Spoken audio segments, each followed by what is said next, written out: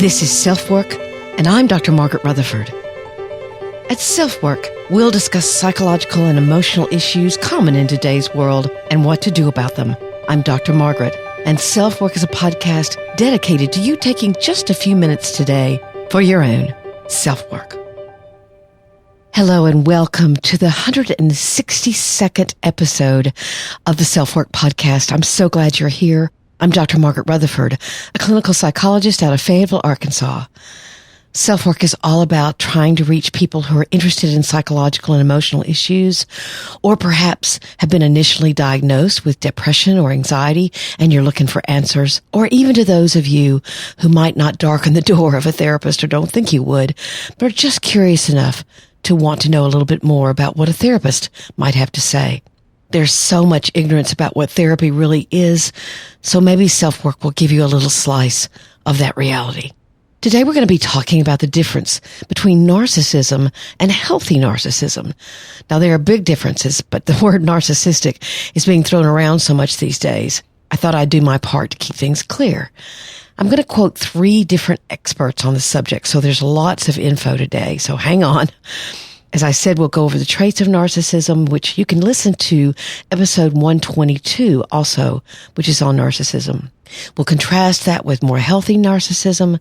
And I found a really interesting article on the subtle signs of narcissism that you can detect that are really smaller things that might alert you that the person you're attracted to could have some narcissistic issues, those that might not be too pleasant to deal with.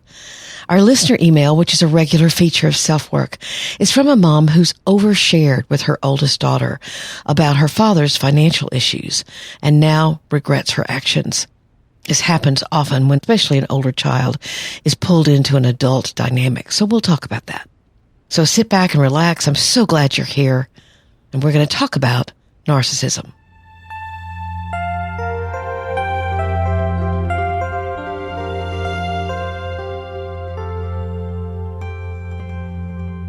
One morning after I'd begun the blog, which was 2012, so quite a long time ago, my husband and I went out to breakfast. Much to my amazement, right as we sat down, a woman came over. She apologized for interrupting us, but then said, "I recognize you from your website, and I just want to say how much I enjoy your work." There wasn't more than a minute's exchange, and she went back to her table. My husband, who's quite sarcastic, looked at me and said, "Oh no, this will make today unbearable." I glared at him while, of course, smiling, and admitted that I enjoyed the kindness of her words. But that kind of attention is something that a narcissist really loves. So does that enjoyment mean I'm narcissistic? I certainly hope not. I'm sure I have my fair share of healthy narcissism, however, which has taken a little bit of a beating at times during the last 7 or 8 years. In fact, recently, I'll tell y'all a funny story. I received one of those SpeakPipe messages that was only 15 seconds long. That's a voicemail where people can leave me messages that I'll play on the air. So all I heard was a woman's voice say, "You know your ebook, 7 Commandments of Good Therapy," which is a giveaway book that if you subscribe to the website, you get. And then all I heard was this pause and then a toilet flushing. I sat there for a second, but I had to start laughing. She was obviously not a fan, especially of that book at least. So today we're going to talk about narcissism and healthy narcissism. Just what is narcissism first? Here's a description. Someone with narcissism has a terribly inflated ego or sense of importance and seems to believe that the world should revolve around them. They can be impatient, critical, and lacking in empathy. They can blame you for all problems despite your repeated attempts to prove otherwise, and can accuse you of maliciously plotting against them. They think of you more like a possession than a person. They may frequently threaten to cut you off and might even follow through at some point. And perhaps one of the worst things they tend to do is they can make you question your very sanity or logic, tending instead to need to undermine the way you see or remember things. It's called gaslighting, and narcissists do it on a regular basis. When these behaviors are a persistent way of interacting with others, it's termed narcissistic personality disorder. Interestingly, more men have it than women, and we don't really know why. I'll have a reference in the show notes to the actual definition of narcissistic personality disorder. Dr. Dale Archer has an article in Psychology Today. He's the author of several books, one of them being Better Than Normal, How What Makes You Different Can Make You Exceptional. He's fascinated with the case of Jodi Arias, who was convicted in 2013 of murdering her boyfriend, then 30-year-old Travis Alexander. He says she's the perfect example of the true narcissist. In fact, during her trial, she tried to argue that Alexander had abused her and that her actions were based on self-defense. But she was found guilty anyway. At no time did she display one sign of remorse for her actions, and still to this day, although in prison for the rest of her life, she shows no remorse. Now I'm quoting Dr. Archer. Craving the spotlight, she demanded to represent herself for the sentencing phase. The judge said no and ordered the trial attorneys to handle it. I suspect she knew this would happen, but wanted the media buzz the controversy would generate. If her lack of remorse in the courtroom didn't scream narcissist, her behavior in prison certainly does.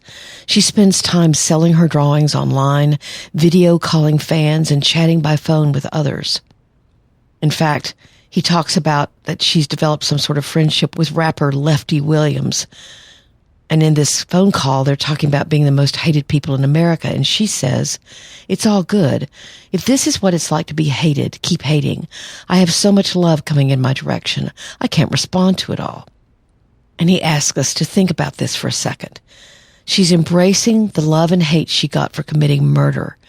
It's not about the crime, but rather than the attention the crime generated for her. You can see that she didn't have the capacity for remorse or empathy. Now, some of that could be tied up with what's called sociopathy, but it's also what I would term the hedonism of narcissism. And it can be frightening to be around. I personally have not found that narcissists come into therapy very often because the very act of hearing what they may have great difficulty hearing isn't appealing to them. If they do, they don't stay long, especially if I push for their partners to come in, who would probably give me a far different story. Hopefully you can hear that this goes far deeper than being selfish or self-centered. It's about really ultimate manipulation. And underneath that manipulation is tremendous insecurity, which is very hard to see if you ever see it. That insecurity can look a lot more like rage. So let's talk for a second about more healthy narcissism. What does that term even mean? Again, quoting from another article in Psychology Today by a man named Bob Taibbi, Taibbi. He describes the traits of someone with healthy narcissism. First, they don't worry too much about what others think of them. You know, we all go through our teenage years with most of us caring desperately about what others think of us. But part of the gifts of aging is really working this out gradually and becoming much less dependent on that kind of feedback than when we were younger. So someone with healthy narcissism may not care as much about what Joe or Josette thinks about them, but does care an appropriate amount about what people close to them believe.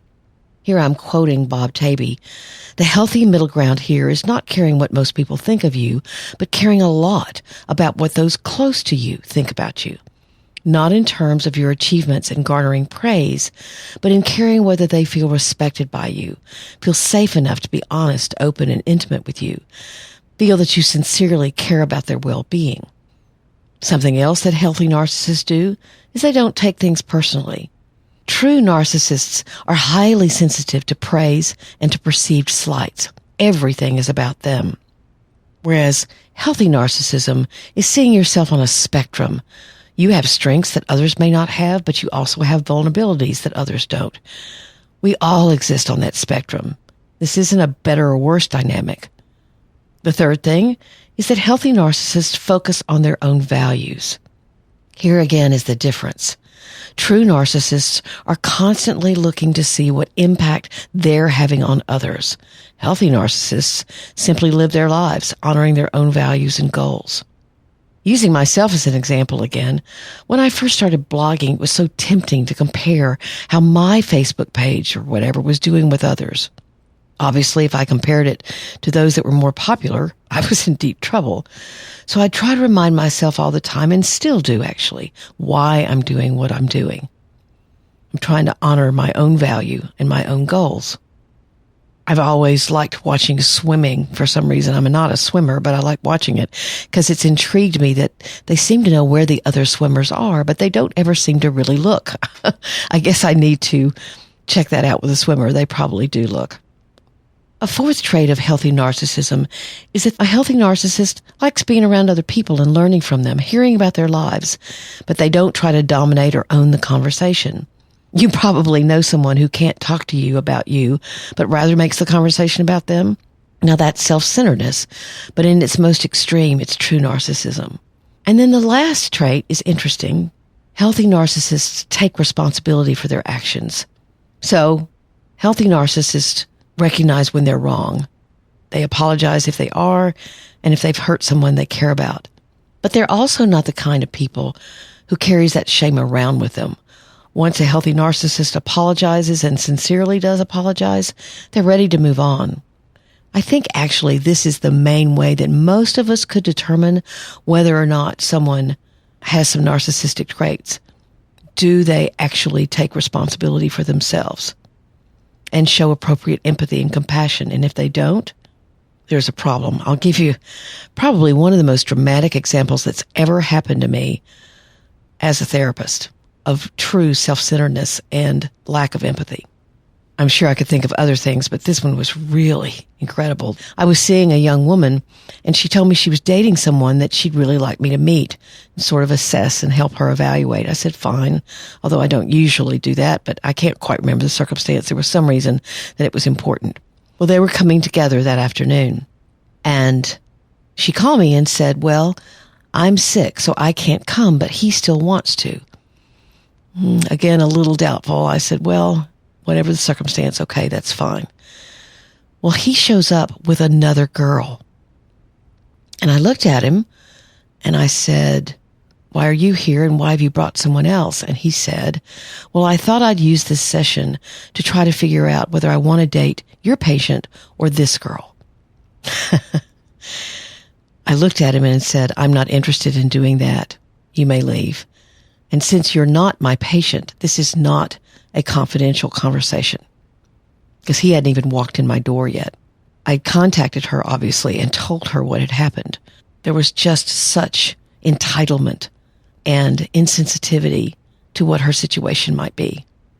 In fact, I remember what I said. I said, run like the wind. So that was a definite narcissistic bell and whistle. But there are not a lot of those that go off if you meet someone or you're trying to figure out whether or not their seeming belief in themselves is over the top or just assertiveness in action.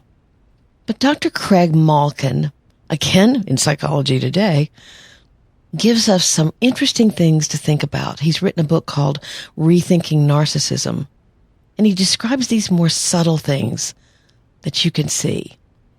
The first one is projected feelings of insecurity. Now, projection is about having feelings yourself, but you project them onto someone else. Like if you're tired, you might look at your friend and go, are you tired? When really, you're tired.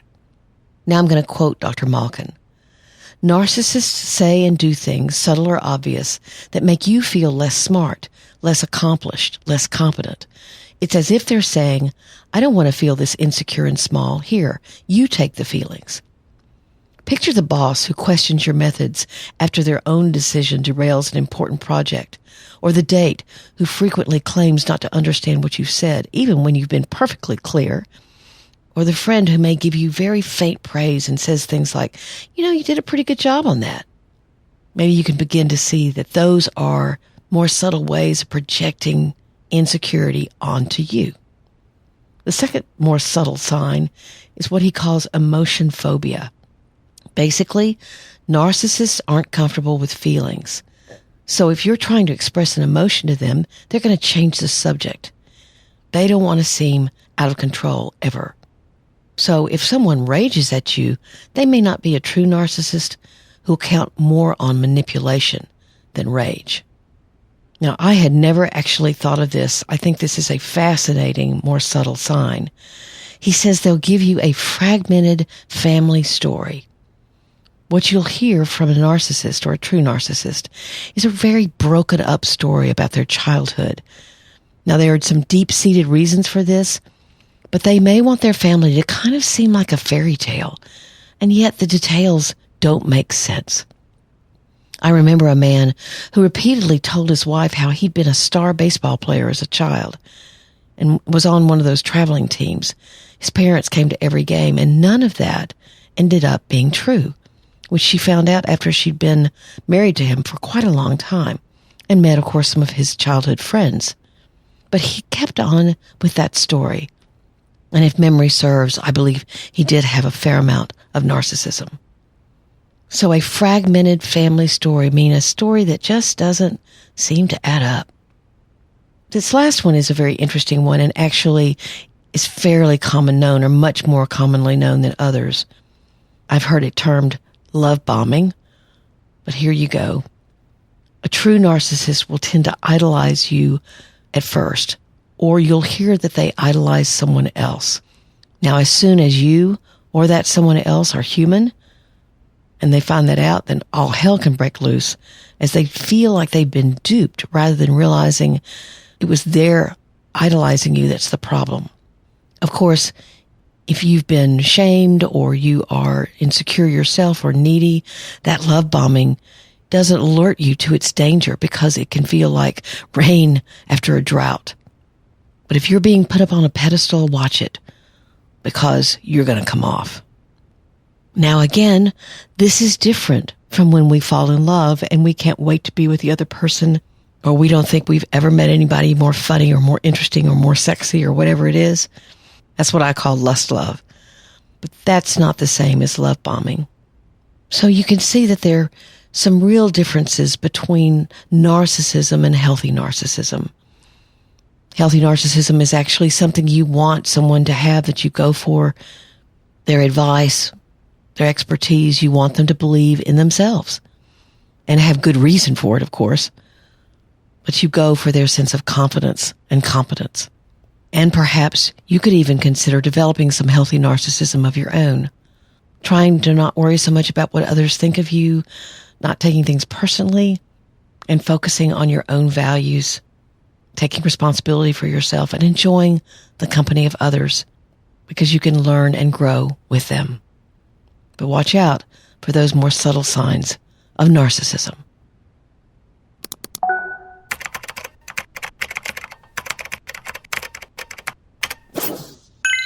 The listener email today is from someone who's been living with her partner for many, many years, and they have a couple of children. But there have been problems in the relationship, and she realizes that she's overstepped and overshared with her oldest daughter. Here we go. My partner and I have been living together for 15 years. We have 2 children, a 14-year-old boy and a 6-year-old girl. A year ago, I realized that things were never going to get better between the two of us.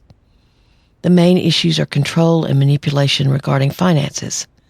I've taken back control of anything I can financially, but am tied up with him as a result of a couple of credit cards that I let him convince me or manipulate me to get his business started.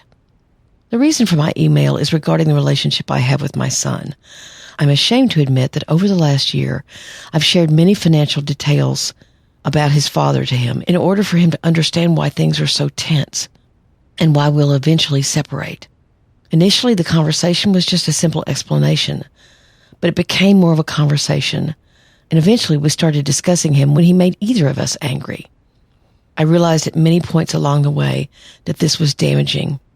I've tried to put a stop to it, and actually, so has he, because he can see the damage it's doing.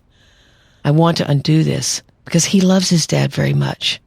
I've seen a counselor and plan to see her more if possible, and I'm also talking to a trusted friend more frequently, and I know that these things will help. They give me other outlets. Do you have any advice or suggestions? So here's my answer. You made a mistake, and one that's very easy to make, especially with an oldest child.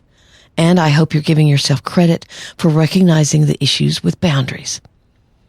I definitely recommend talking to your therapist about how to reestablish more appropriate ones. And the issue can sometimes be, however, that a child has become accustomed to enjoying a more adult status in the relationship.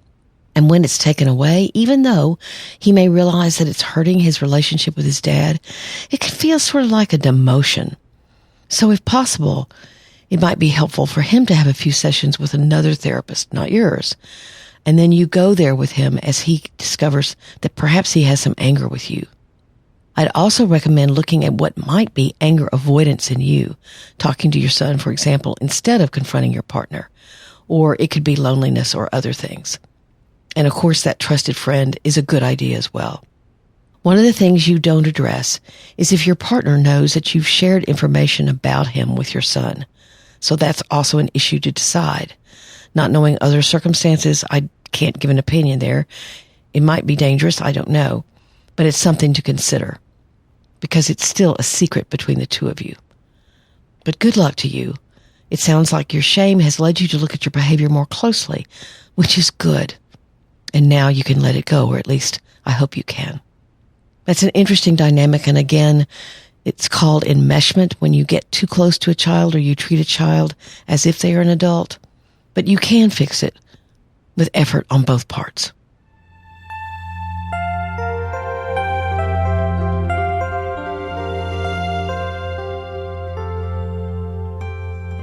I'm so glad you're here at SelfWork. Someone asked me the other day, are you still doing that podcast? And I said, yes.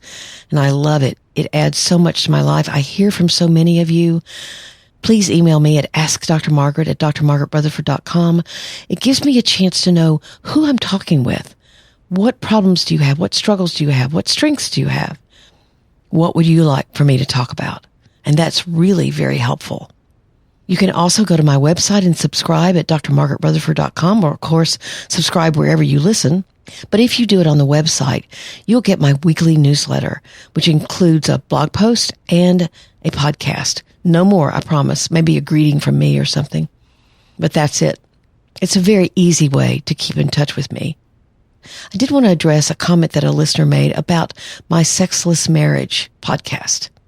She'd been listening to the podcast and was waiting for me to talk about asexuality, and I didn't. I did know about asexuality, which is a state of being where you just don't have sexual feelings. You can get sexually aroused in certain situations, but you don't have the drive or the libido to actually want to have sex.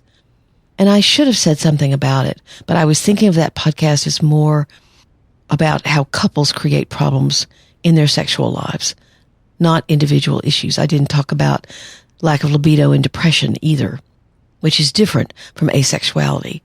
So she sent me a website, which is a wonderful website, and I will put that link in the show notes where you can see it if you're interested. Again, I like constructive criticism as well, as long as it's constructive and you're not flushing a toilet in the background. Those of you who are reading Perfectly Hidden Depression or have read it, my new book that's available on Amazon and everywhere else, please leave me a review. I cannot tell you what a difference that makes. I hate asking in many ways, but I'm also passionate about the message getting out, so it's worth the ask to me. You don't have to be a poet to leave a review. Just say what's in your heart. And of course, reviews on iTunes here at the podcast are also very, very welcome, or anywhere else you listen. Thanks so very much. I do have a Facebook group. It's closed, facebook.com/groups/selfwork. Again, facebook.com/groups/selfwork. And all you have to do is answer the questions. I'd love to see you there. I do some Facebook Lives there. I'm involved in discussions. There are people from all over the world, and it's really a thriving group. So I'll hope you'll join. Again, I'm so grateful you were here. Thanks. Take very good care. I'm Dr. Margaret, and this has been SelfWork.